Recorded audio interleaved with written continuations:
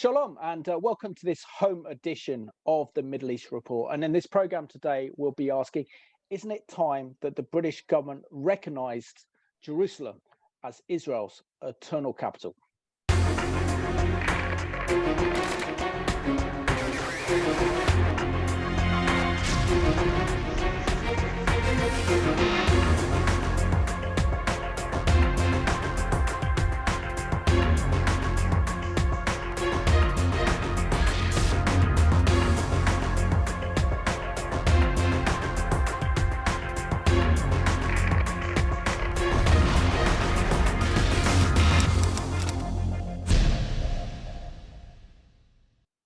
And in this program today, I am joined by Eli Hassan, who's the Director of Foreign Affairs for the Likud Party, and also Michael McCann, the Director for Israel-Britain Alliance. Eli, it's great that you can join us from Israel today, and you did a superb job on the last program that you're on the Middle East Report. But can you give us a little bit of an update on Israel's current political situation and your Prime Minister Benjamin Netanyahu's attempts to form a coalition government?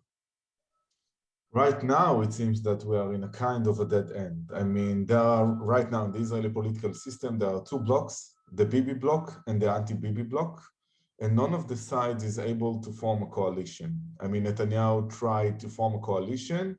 Unfortunately, some of the right-wingers in general, want to replace him, and they don't want to join him.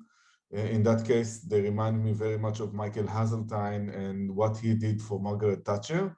But there is one difference. The support for Netanyahu inside Likud is very strong. I mean, he's very popular, and we want Netanyahu to stay as prime minister, as the leader of the party. By the way, even if we need to go to the opposition, we will support Netanyahu. We couldn't care less about it because for us, Netanyahu is a symbol. He's a symbol of the victory against the left wing in Israel. On the other side, the anti-Bibi bloc with Naftali Bennett, there are some talks about forming a coalition, the anti-Bibi coalition, but people tend to forget in Israel that there is a big ideological differences between, the members or the parties that's supposed to create this kind of anti-Bibi coalition. And therefore, right now, it seems that we are going into a dead end, into the fifth election. That is the situation right now. And also, can you give us a little bit of context to some of the awful riots that we've seen in Jerusalem recently, Eli? Yeah, first of all, you have to remember, we are not surprised about it because there are riots of Muslims in Jerusalem every few years. I mean, let's go back in history, 1920, 1921, 1929, 1936, 1947, and go on. In the last riots, we are speaking about, it started in 2014. A synagogue was attacked in Jerusalem. Some people were murdered. In 2015, it was another wave of terror. In 2016, 2017, it was another wave of terror. And right now, we are facing another wave of riots. They are less strong than they used to be because don't forget, a lot of the Arabs in Jerusalem, they cannot stand it anymore. I mean, the number of people who are taking part in those riots is less significantly. Because that's the truth. There are many Arabs who are integrated into the life in Jerusalem, and they don't want it, and simply don't want it. On the other hand, we should not forget that there is a lot of incitement of some leading, prominent leaders of the Arab community in Jerusalem. There is an incitement of Hamas from Gaza Strip. They're shooting missiles in the last days. I guess it has a connection to Ramadan because of the fasting and things like that. And right now we are trying to make it more calm as much as we can. Excellent. Thank you for that update. And Michael, always a pleasure to have you on the Middle East Report from your new home up in Glasgow in Scotland. Can you tell us about your latest campaign? Because I believe that this is one of the most important campaigns that you have launched during the start of Israel-Britain Alliance, and that is to put pressure on the British government to recognize Jerusalem as Israel's eternal capital. Well, I agree, Simon. I think it is one of the most important campaigns that we've run. And I think there is now a strength among the pro-Israel community within the UK that they feel able to participate in such a campaign, because I take the view that if this was 3 or 4 years ago, there wouldn't be a confidence to run a campaign about Jerusalem, because people would feel a bit reticent about it, and they would think that in some way they would listen to the propaganda spouted that it would damage the peace process. Now in the UK, the pro-Israel community that we have been instrumental in working with and putting together is now confident enough to lead these sort of campaigns. Now, Ellie will know that there are, you know, I know a lot of the history. He'll know far, far more than me. But in terms of the context of British politics, my view is there's 3 key issues. First one is a contradiction that the international community, or most of the international community, accepts Israel as a sovereign state, but they won't allow Israel to pick its own capital city, a right which every other sovereign state has.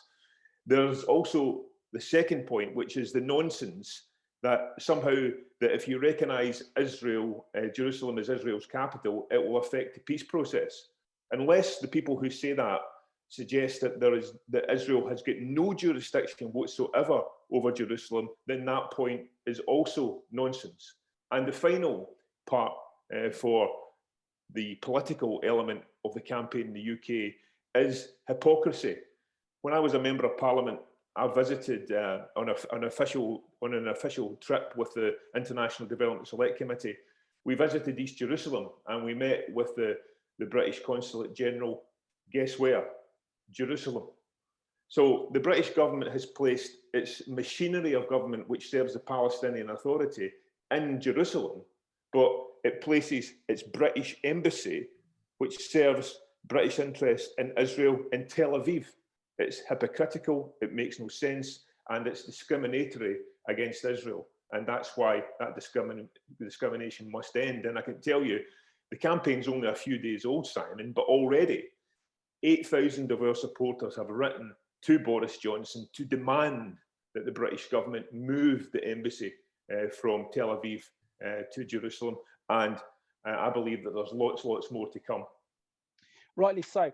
And Ellie, as an Israeli and as a Jewish person, can you share with us what Jerusalem means to you? And we also recognise the fact that Jerusalem has been a unified city. It's been united ever since the Six-Day War in June 1967. So share with us the significance of Jerusalem. I know that you could spend a few hours actually answering that very question itself. Yeah, no doubt about it. And I grew up in Jerusalem. I mean, my identity was shaped in Jerusalem in the terror attacks of the 1990s and more that. Let me start with a story.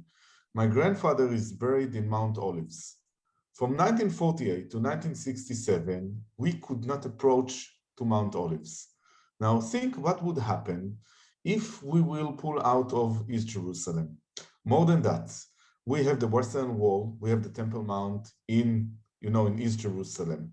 If we want to secure the freedom of religion, by the way, to all religions with no exception, we need to maintain the Israeli sovereignty on East Jerusalem. We need to leave Jerusalem as a united city.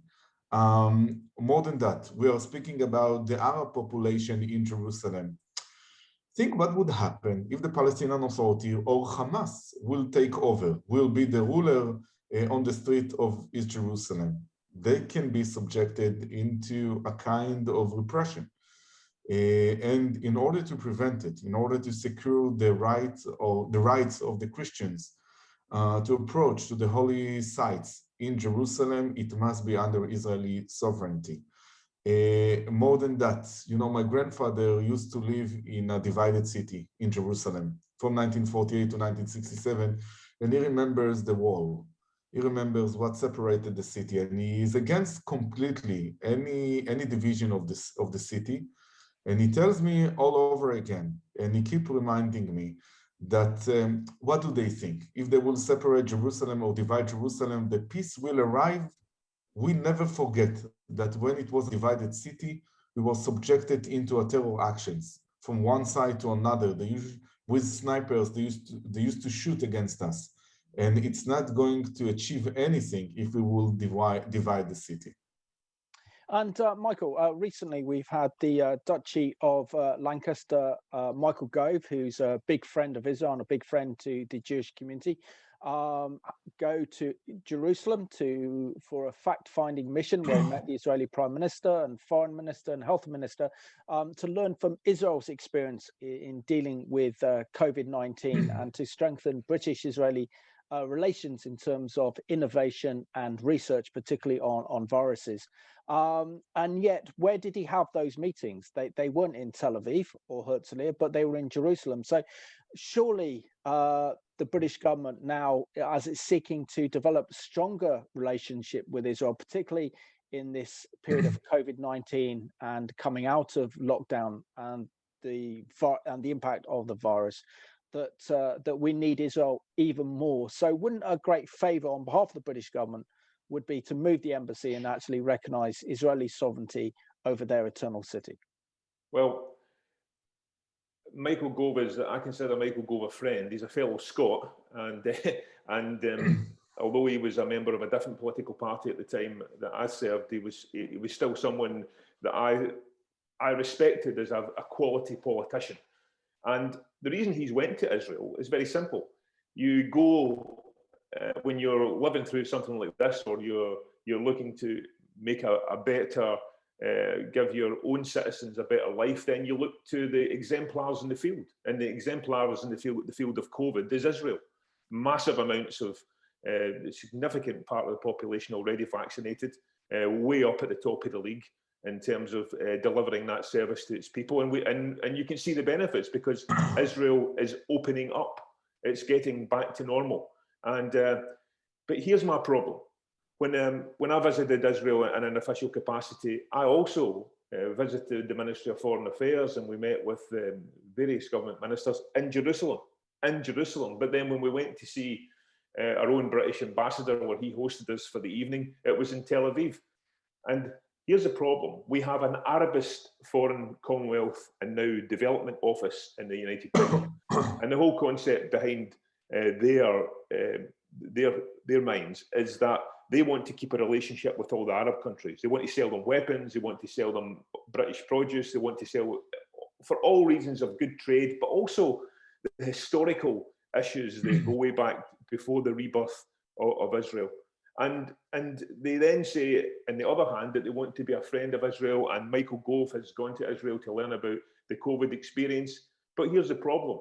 Israel is being treated as a second-class citizen in that relationship. Because what we have is a British government saying, yeah, we're your friend privately, but then publicly, they vote time and time again against Israel, against the only democracy in the Middle East, against the world's only Jewish state. That's unacceptable hypocrisy, unacceptable. And that's why we have a situation where our British ambassador has to go to the president's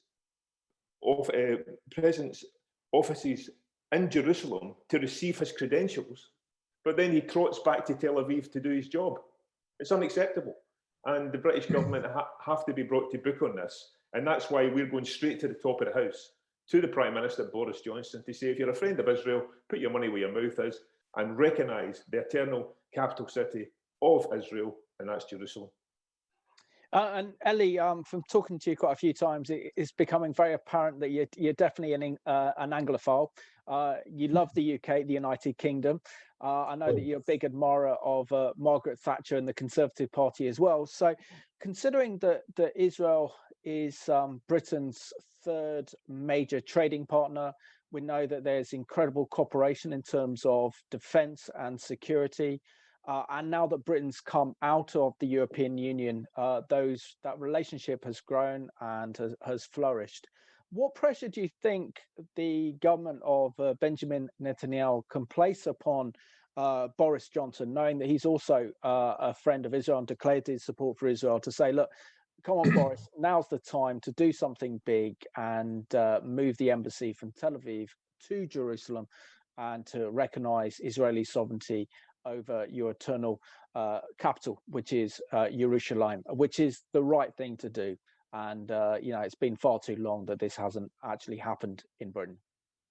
I would not use the word pressure, but I would use the word to persuade him, in a sense, to understand the significance. I want to remind to everyone that, Russia was the first one to open up the embassy in West Jerusalem, recognizing, it was in 2017, by the way, not a lot of people heard about it.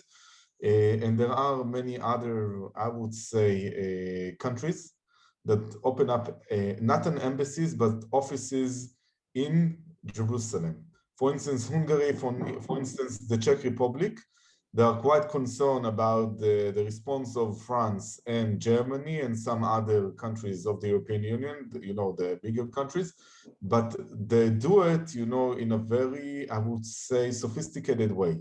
First of all, opening up offices. And we guess that the next stage would be a formal embassy in Jerusalem. More than that, the British can get much more if they will open up the embassy in Jerusalem, in a sense that they can, set up things that it's already done. We are not going to give up Jerusalem. When you look at Jerusalem, when you speak about residents, there are approximately 900,000 Jerusalem residents. Most of them Jews, and most of those Jews live in East Jerusalem, in territories that were occupied in the past under Jordan's sovereignty. We're not going to change it. Reality determines that we are here, we'll go nowhere. And therefore, it would be very important to Boris Johnson's government to move the embassy, because we are not going to change anything. We're not going to surrender. More and more countries moving the embassy into Jerusalem. As you know, Kosovo, a Muslim country, they opened up an embassy in Jerusalem. It is amazing. This is something who you could not say 10 years ago that can happen, but it is happened. And not to mention other Muslim countries that they don't want to do it right now, but they declare that in the future they want to do it. It is a process, and Britain can choose to be part of this process or to be outside. In the end, they can earn a lot of moving the embassy into Jerusalem. Excellent. I completely concur with you there, Eli. And Michael, we saw that back in 2017, President Trump and his administration proved this was possible with all the critics, with all the media, and pretty much the whole of the kind of political left in the United States, with the Democrats saying that if you move the embassy, the US embassy from Tel Aviv to Jerusalem, this will spark violent upheavals right across the Middle East. And of course, I was in Jerusalem on that day, and the whole world's media were camped outside the Damascus Gate in the old city of Jerusalem. And you know what? Not one riot took place, not one violence took place against that decision. And then, of course, he fulfilled his promise by moving the embassy to Jerusalem in 2018. So surely this shows that if you've got the political will, this could be done. But what do you think is actually holding back our government from actually doing this? Well, first of all, an American experience, that was farce and fiction, because Ellie will know, and you know, Simon, that in terms of the American administrations, there was always legislation in place to recognise Jerusalem as Israel's capital. It was never implemented. It was always put to the one side by successive administration, Bill Clinton, the Bushes, etc., etc. So this idea that it was a partisan issue is utter nonsense. Utter nonsense. And the fact that Joe Biden, and unless Ellie can tell me differently, Joe Biden has got no intentions of switching switching away from Jerusalem. He's going to maintain the US embassy You're right. there. You're completely right. Yeah. So therefore, this idea that there's some sort of issue there that's partisan in the States is wrong. But let me say this. I think this is really important, because I viewed another issue as important in this chain of events, and that's the Abraham Accords, because that was about the normalization agenda. And what did the Abraham Accords demonstrate? It demonstrated that there was the previous wall was set up by Arab countries against Israel and started to collapse because we had the UAE and Bahrain signing up to peace agreements with the state of Israel. And my view is because of the hegemony of the ambitions of the Iranian regime, that they saw that as equally devastating towards those countries. So therefore, they decided to sign up to these arrangements with the US administration, carried out in complete secrecy. Nobody knew anything about it. But what did it do? It put the Palestinian leaders under immense pressure by simply carrying out that process of normalization. And this is a further step in normalization. The previous argument put forward by the British government is that normalization would recognising Jerusalem would affect the peace process, because you would be taking one piece of the final status talks out of the equation and putting it to the one side and dealing with it early. That's complete nonsense. There's nothing in recognising Jerusalem as the capital of Israel which will in any way affect any future shared status that was in the Great Way. And the US said that, the UK government could say that, and all the United Nations could say that. It would not damage the peace process. In fact, it would be a continuation of the Abraham Accords and the road to normalization in this important part of our world. Ellie, I have to ask you. We've seen that President Trump recognized Jerusalem as Israel's eternal capital. He fulfilled his promise by moving the embassy a year later in May of 2018. That actually marked Israel's 70th anniversary as a nation reborn. What impact did that have on Israel, and what impact did that have on Israelis to know that here the most powerful nation on the world has finally recognized Israeli sovereignty over Jerusalem? I'm so sorry, Simon, I cannot describe it. I'll tell you why. It was a kind of, I would say, joy, happiness, a sense of a feeling that we stood for our position and we won. Now, again, not in order to go against the Arabs, not for that. This was not our intention. This was something historic. This was something significant. And we say we never give up, and that is the outcome. I miss Trump very much, because in the end, he did something right in many fields, not only in the recognition of Jerusalem, but when you look at the Golan Heights, when you look at the settlements, he was the first president to acknowledge our existence in Judea and Samaria, the right of the settlers to settle in Judea and Samaria. And more than that, I truly believe that the deal of the century is the most realistic plan for the region, for the Israelis and the Palestinians. And in the end, when you look at it, when you compare Trump to the rest, it was the most realistic one. That's the story for us. It is amazing. It is amazing in a sense that we have the American embassy here in Jerusalem. This is a new era. And yes, we are waiting to our friends from Britain as well to do it. And again, I want to emphasize Kosovo and some other countries already is here. It is your time. Absolutely. And Michael, do you think there's support in Parliament for a recognition of Jerusalem, but also to actually move the embassy? I mean, it makes sense on a practical level that here are all the Israeli institutions of government that are in Jerusalem. They're not in Tel Aviv. So therefore, doesn't it make sense that the British embassy would have its embassy in Jerusalem just purely on the functionality of the relationship with Israel, the meetings the ambassador has with various Israeli government institutions, and to travel all the way from Herzliya to Jerusalem is quite a long way. It just doesn't make sense on a practical level. Well, the bottom line is it doesn't make sense, but if you're asking me if Parliament would vote for this tomorrow, the answer is an unequivocal no. No chance. The Labour Party would be against it completely. Liberal Democrats would be against it completely. There'd be a fraction of the Conservative Party who would also be against it, despite being the most pro-Israel party in Parliament. That's the reality on the ground. That's why. But let me tell you this, and let me put it in a narrative which I think will be easy for everybody to understand and absorb.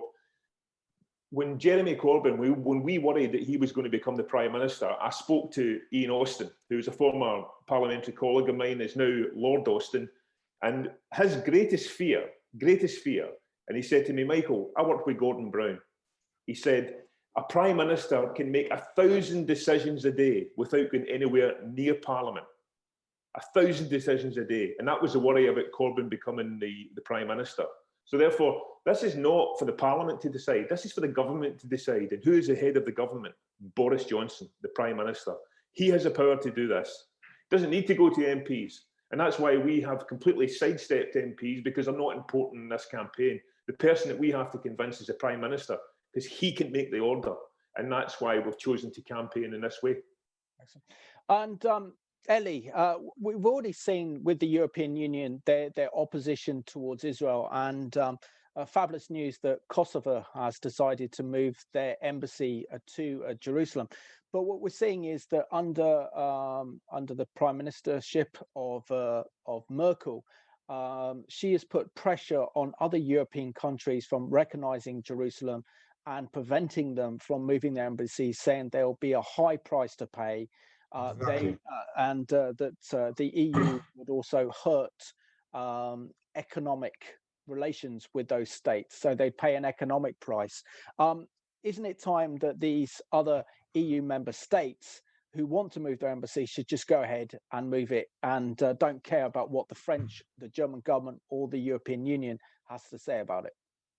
Well, you have to ask the question, you have to ask them the question, this question. In general, they should be the pioneers. This is how we see Kosovo has been the pioneer, and they should join them, because in the end, it's inevitable. In the end, it will happen. It will happen, because in the end, this is the right thing to do. Sometimes you need to go against others when you are a pioneer, when you are promoting a very unprecedented policy. As I told you, Hungary and the Czech Republic already did it in a very creative way. And I guess some other countries will join them in the future. Merkel is not going to stay in here. She's going to be replaced most likely in 2021, in October 2021, in the election in Germany. Not to mention Macron. In the end, this is, our job to convince them that this is the right thing to do. And of course, we are going to do it. It is not going to be easy at all, but this is one of the missions of our life. Excellent. And Michael, when it comes to looking at Jerusalem, we know from the Foreign Office, for example, constantly going on about the two-state solution, constantly referring to how there has to be East Jerusalem has to be the capital of a Palestinian state. But this may sound okay in rhetoric, but the reality of actually implementing that and dividing Jerusalem again, it just wouldn't work, would it? So don't our politicians, and particularly the Foreign Office, need to understand the practicalities of reality on the ground, that Israel is a united city? I mean, they've got a brilliant tram network that connects the Arab part of Jerusalem together with the Jewish part of Jerusalem, which is Western Jerusalem, with Eastern Jerusalem. And the prospect of dividing Jerusalem, it's just a non-starter. The issue for the British government is this, Simon. The British government is utterly detached from the reality on the ground. And I have the benefit that many don't have, because I see all the correspondence that is written by members of Parliament and from the Foreign Commonwealth and Development Office. And what that correspondence always says, it says we are in favour of a two-state solution and for final status talks, blah, blah, blah, blah. It repeats the same things every single time. It talks about going back to 1967 borders. Are they truly saying that they want to give Syria, a nation, a government which has gassed its own people? They're going to give Syria control of the Golan Heights. That's what they say in their official correspondence. It's utter nonsense, detached from reality.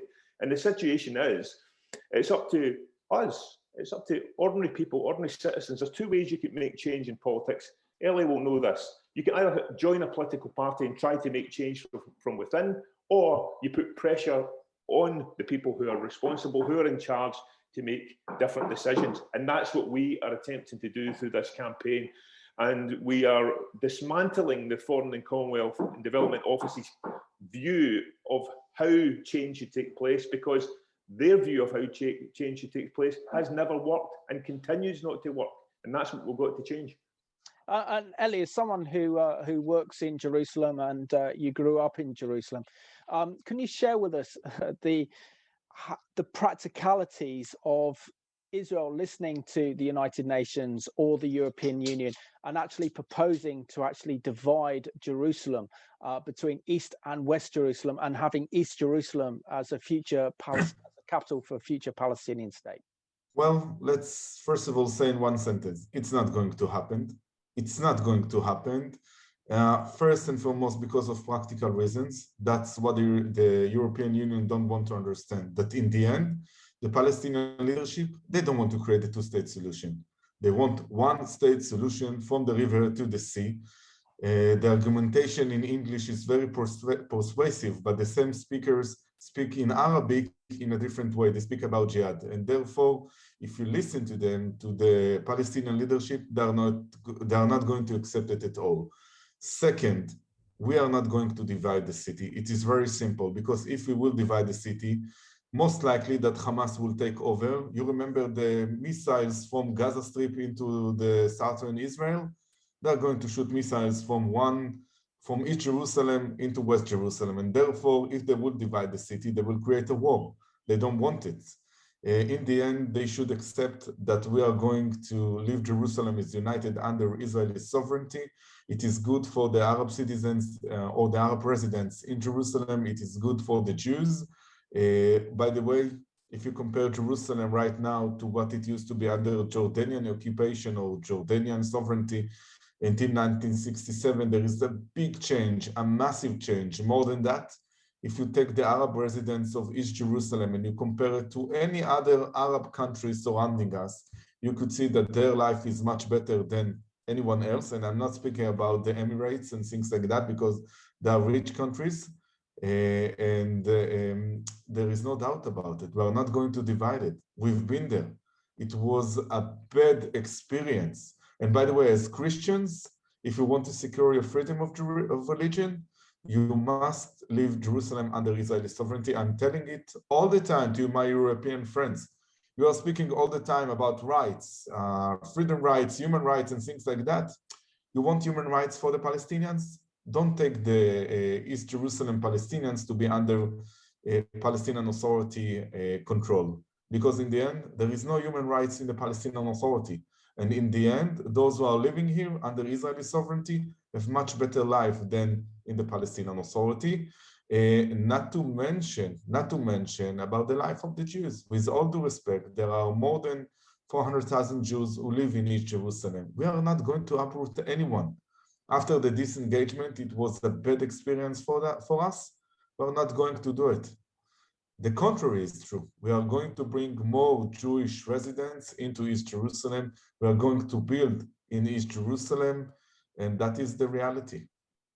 Good news. I'd like to hear that, Ellie. That's great. And Michael, when we look historically, when the British were in control of this territory during the Mandate years, it's a shocking indictment on behalf of the British people that they refused to allow the Jewish people to worship God at the Western Wall, the Hakot al-Hamaravi. And it's only been when Israel's been in control of the old city in Jerusalem that this is free for every religion. And this is the only real period of time under Israeli control where Christians, Jews, and Muslims can all pray and worship in the holy city. Doesn't the British government also need to recognize this as well, that to maintain the status quo, then they have to support Israeli sovereignty over their eternal city?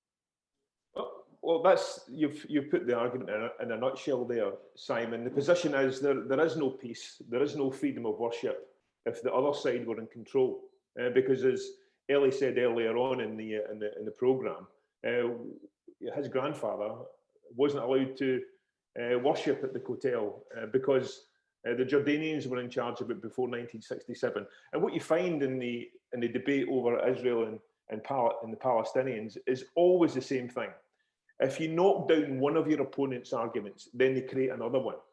Settlements, for example, so-called settlements. The position is there were no settlements between the armistice in 1949 and 1967. But there was still no peace. There was an armistice to bring the war to an end, but there was no peace agreement because the Arab nations, because there were no Palestinians then, and that's what people forget, they didn't want peace. So therefore, we've got this, and incidentally, Ellie is 100% correct. I used to have people in Parliament who would be shouting from the river to the sea, Palestine will be free, on the terrace of the House of Commons. On the terrace of the House of Commons. So-called Democrats arguing for terrorists and people who want to create violence and to prevent people from getting the freedom which Israel has created in the great city of Jerusalem. So, that if there was any other set of circumstances, there's two words that would be put together, Simon, and that would be, this is a no-brainer. Recognizing Jerusalem as Israel's capital is a no-brainer, but yet we still have some convincing to do, and that's why I would urge all Revelation TV viewers to get behind us in this campaign across the UK and join with us to put, and I will say it, put pressure on our government to do the right thing. And Ellie, when we recognise and look at the United Nations and particularly UNESCO, to actually say that there is no Jewish history, that there never was a first and second temple, not only is this an affront to the Jewish people and the state of Israel, but this is to deny history and facts, and also this is an insult to billions of Christians around the world who know the gospel account that Jesus was in Jerusalem, that there was a second temple when he was alive. So how important is it that not only Jewish people around the world, but also Christians around the world really wake up to UNESCO and the United Nations attacking our very faith by denying the existence of the first and second temples that were in Jerusalem? First of all, we should not forget the resolutions of UNESCO and of the UN is because of political pressure. We're not speaking about the truth. The truth never been, the interests of the Palestinian leadership. It doesn't matter. This is one thing.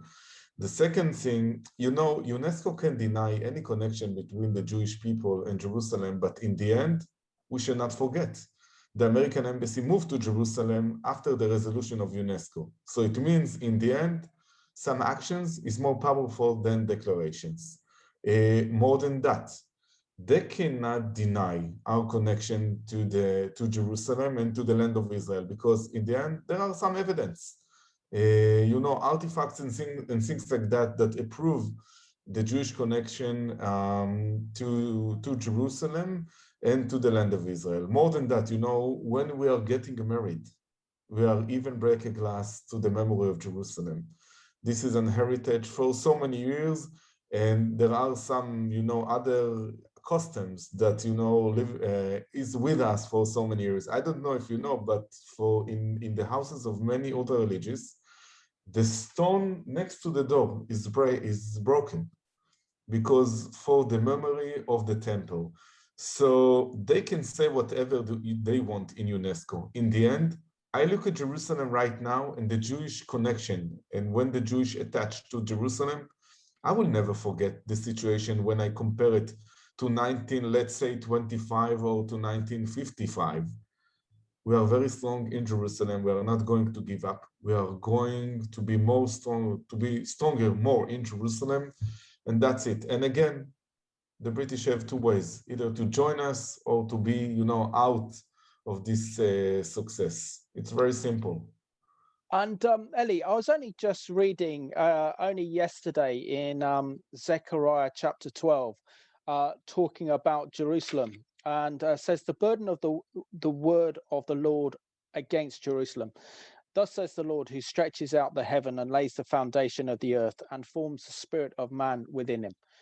Behold, I will make Jerusalem a cup of drunkenness to all the surrounding peoples, that when they lay siege against Judah and Jerusalem, and it shall happen in that day that I will make Jerusalem a very heavy stone for all people, and all who would heave it away will surely be cut in pieces, though all the nations of the earth are gathered against it. So therefore, in scripture, we see that Jerusalem is a stumbling block to all nations. Isn't this a warning to the nations not to meddle with the affairs of Jerusalem, not to change the status of Jerusalem? Yes, no doubt about it, but don't forget that not, I would say, many leaders understand what you and I understanding. And it is very important. In the end, the most important thing is actions. And when you spoke about Zechariah, there is a prophecy that the elders and the children of Jerusalem will rejoice in the future. And that is exactly right now. What's happened? I'm taking my 2-year-old baby to travel in Jerusalem. And it is amazing to see children, to see elders, to see other people. More than that, people tend to forget, but when we established the state of Israel, it used to be only 100,000 residents of Jerusalem. Today we are 900,000, and it is growing and growing and growing under Israeli sovereignty. In fact, we are making the prophecy truth of Zechariah in the end, and it is amazing to experience that. And also, I think when we hear Israel's just celebrated, and you've just celebrated Yom Ha'atzmaut according to the Jewish calendar, Israel's 73rd anniversary as a nation reborn. And when we hear some incredible stories, particularly during Israel's War of Independence and the siege against the Jewish community in Jerusalem, and for any of our viewers watching that have been on the highway from Tel Aviv to Jerusalem, you see these old 1940s vehicles on the roadside. Can you share with us the incredible story about the siege of Jerusalem and how the Haganah and the Israeli fighting force during Israel's war of independence actually broke that Arab siege on the city, which the Jewish residents were facing starvation? It is a miracle story. We are going to speak about the Burma Road, but not in Burma, but in Jerusalem. So the story, when we started our War of Independence in 1947, in November 29th, when the Arabs started to attack us, we were very weak. And then David Ben-Gurion decided to change the attitude, by the way, with a lot of help of many volunteers from abroad. There is a very famous movie that I saw this week, again, for the 600th time, Cast a Giant Shadow. Amazing movie, tells the story of the first general, the first major general in the IDF, David Marcus. He was an American fighter in the American Army in World War II, and he was the first advisor to the new IDF. Why I'm telling the story of David Marcus? Because Marcus is a symbol. Until April 1948, the Arabs were in the victorious side. And then in April 1948, we discovered the Burma Road. In fact, it was a bypass to break the siege of the Arabs into Jerusalem. And in only less than 2 months, we were able to change completely the picture in Jerusalem to get more victories.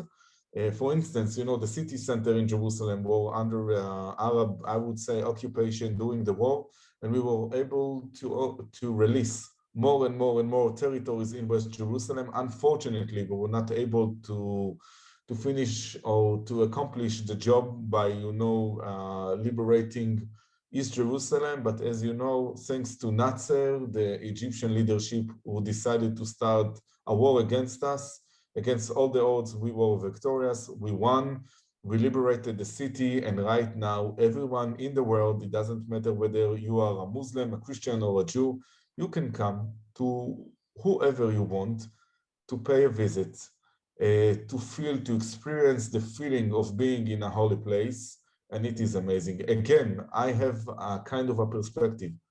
I don't forget what used to be in the past, and I see exactly what's happened right now, and I don't want it to be changed.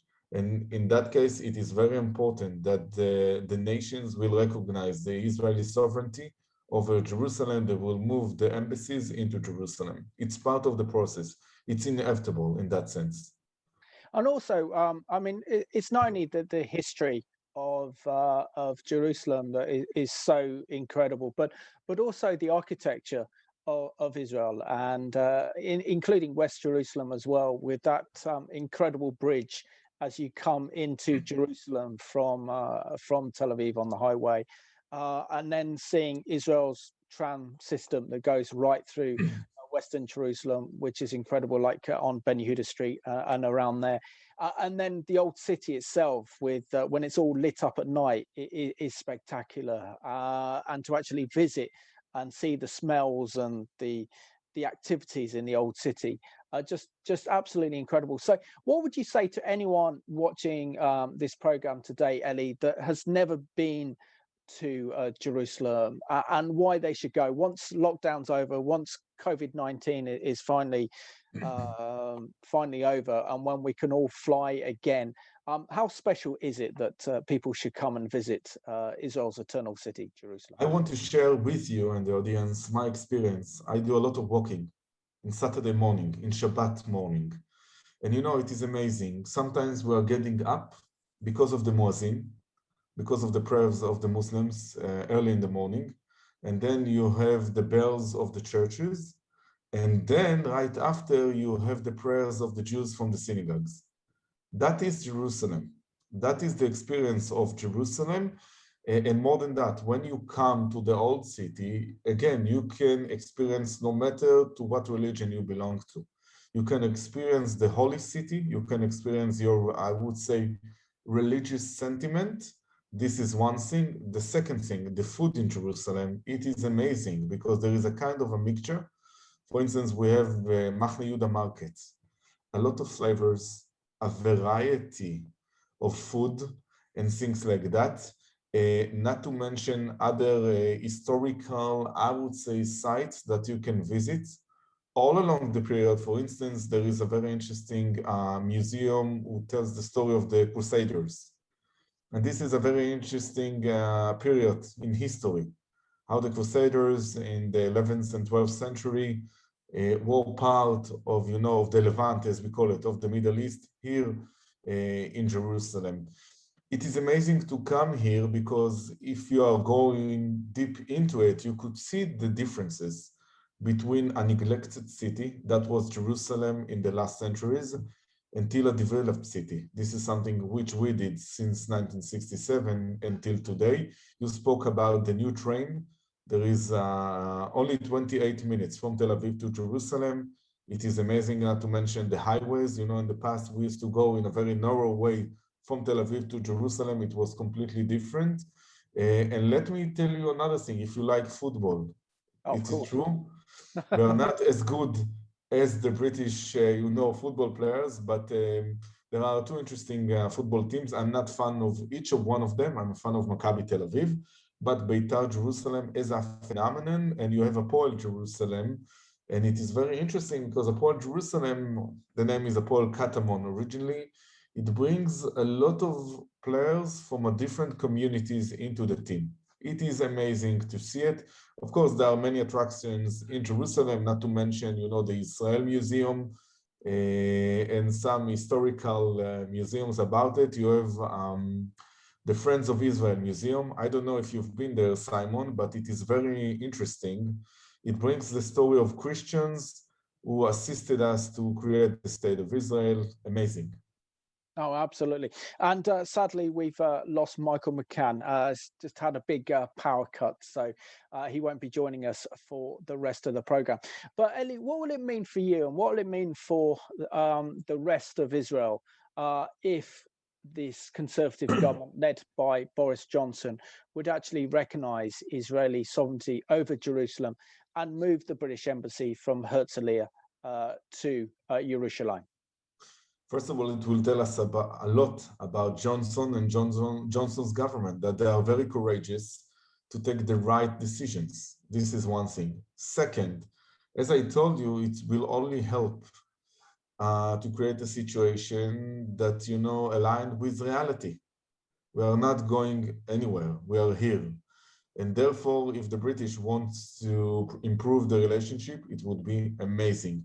Third, in that case, the UK can be a kind of a pioneer by attracting other European countries to join them.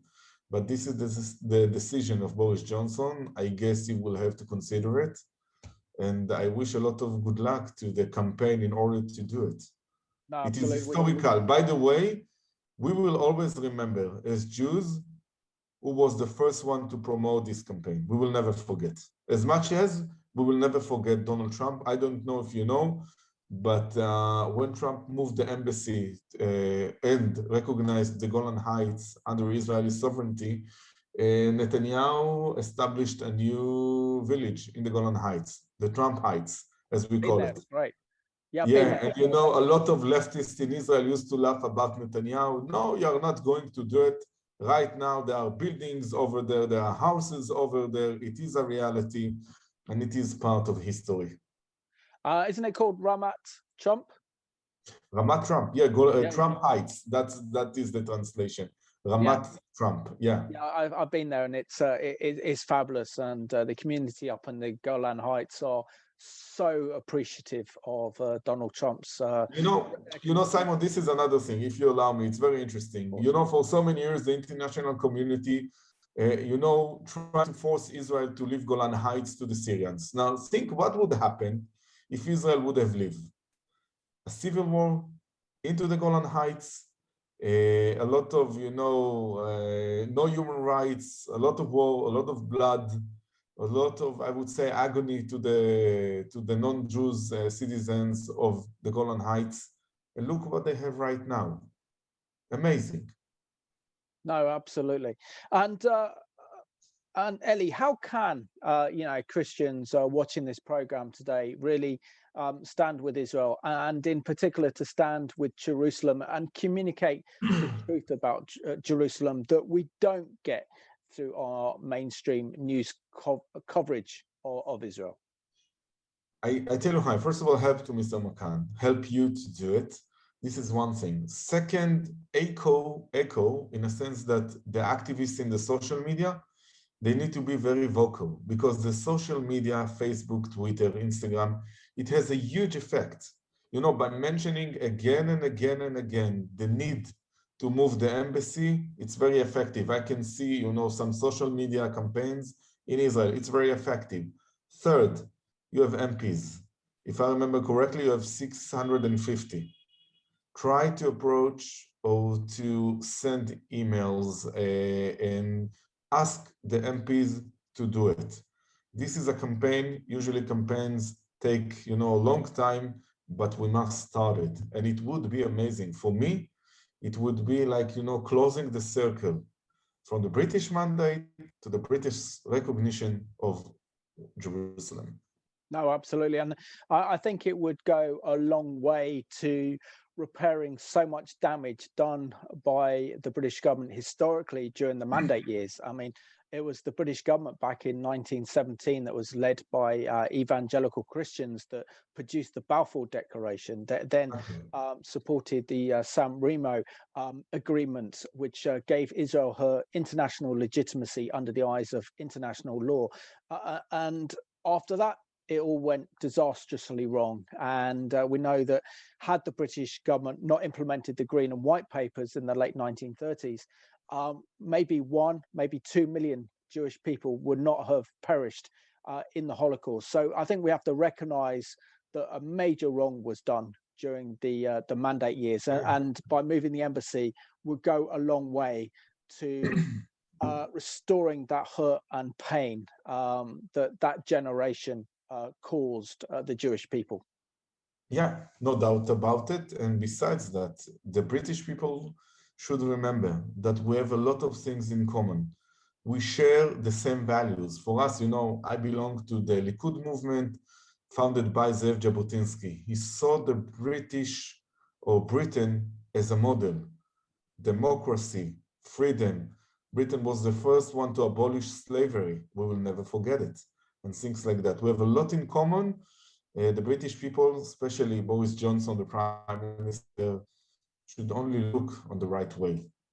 Ellie, I just want to thank you so much for being my guest on this home edition of the Middle East Report, and also Michael McCann, who sadly can't be with us for the end of this programme. Done a great job, thank you. And I want to thank you all for watching this home edition today.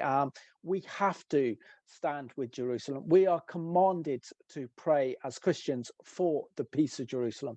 So I can't emphasize enough how important it is to join Michael McCann's campaign with Israel-Britain Alliance to get our MPs and also our Prime Minister to recognise Israeli sovereignty over Jerusalem, and as a gesture of peace and a gesture of friendship to move the British Embassy from Herzliya to Jerusalem. So thank you for watching this home edition of the Middle East Report.